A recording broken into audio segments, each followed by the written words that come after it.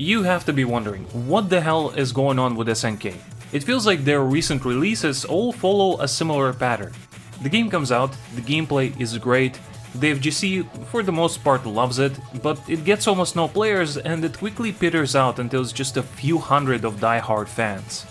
That's not necessarily a bad thing, but it feels like SNK keeps trying to reach new highs while consistently falling short, and the new Fatal Fury is by far the most concerning example of this.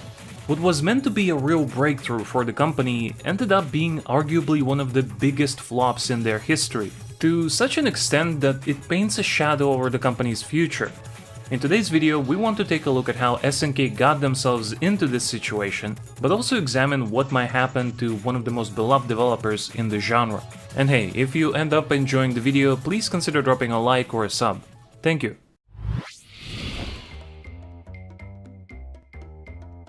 Before we get into it, it's worth noting that SNK is not a stranger to hardships.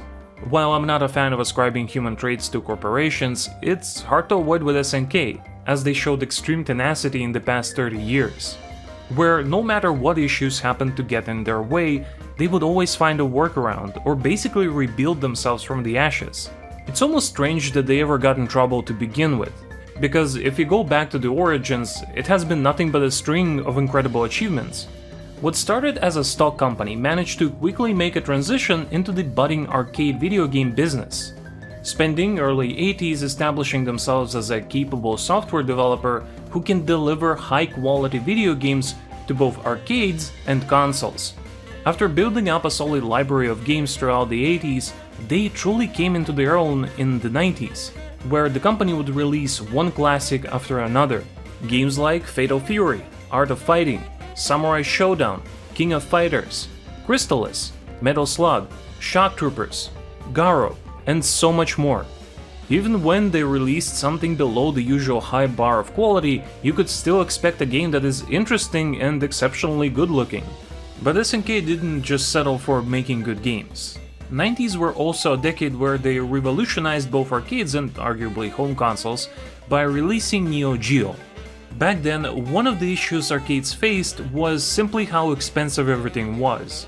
Games and hardware they ran on were explicitly tied to each other, so you'd need thousands of dollars to stock new titles.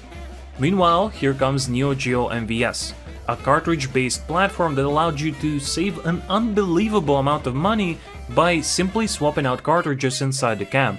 While MVS made it easier to run more games and do it much cheaper in your arcade, the home version, AES, allowed you to experience the arcade quality at home without any sacrifices, beyond sacrificing a good chunk of your money. More importantly, this arcade version being extremely affordable was monumental for some regions, where buying arcade hardware was next to impossible thanks to lack of official support and financial difficulties. To this day, you might find some cabs in South America or Southeast Asia that only exist thanks to SNK. Sadly, this focus on arcades left them unprepared for the massive shift in the gaming industry as a whole. While other companies were adopting the new 3D technology and expanding their presence on home consoles, SNK was lagging behind. Their 3D arcade boards and Hyper Neo Geo 64 came late and only lasted a few years. Their expansion into handheld consoles was also quickly thwarted by Nintendo's Game Boy. They kept committing to projects outside of software that only lost them money.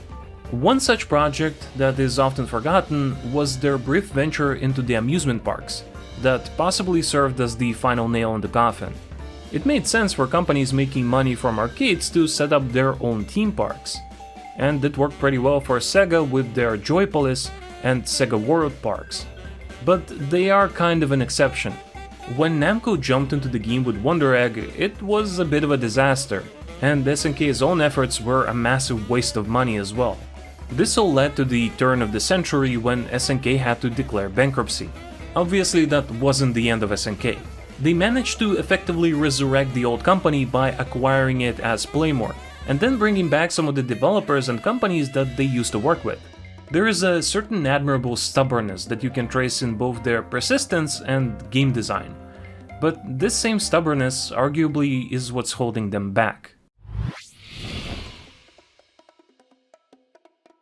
This stubbornness being what holds SNK back, but also what makes their games so special, might be the paradox at the heart of the company. You can tell that there was a gradual but noticeable shift in how fighting games are designed in the post-SF4 world. The mainstream audience is always a concern. How do we make them play our game?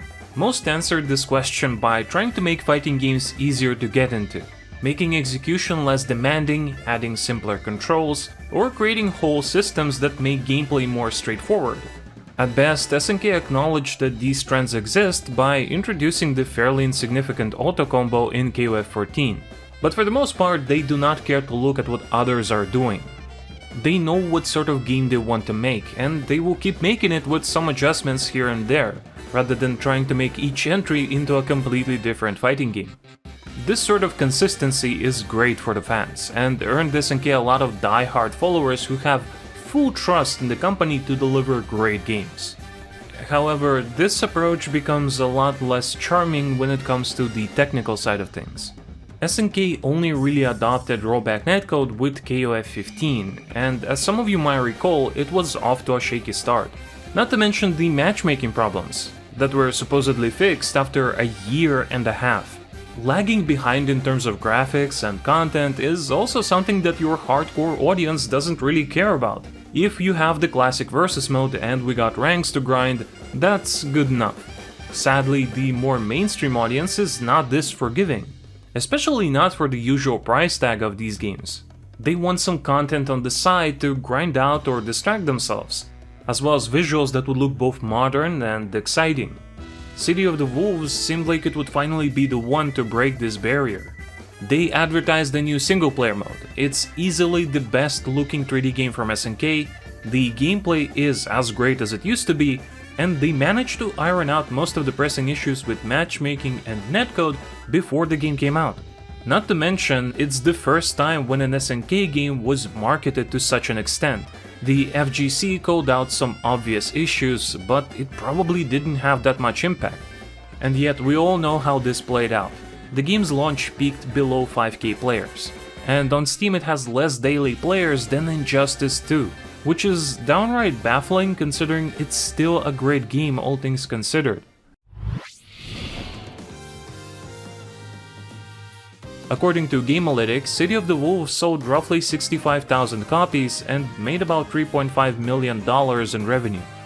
Take these with a grain of salt since it's just for Steam and Valve does not release precise data. However, PC has been a major platform for fighting games for quite some time now, and Gamealytics has shown that while there can be a wide margin of error, the actual order of magnitude is typically correct. Even some smaller indie devs have said as much, despite the estimates for smaller games being generally less accurate.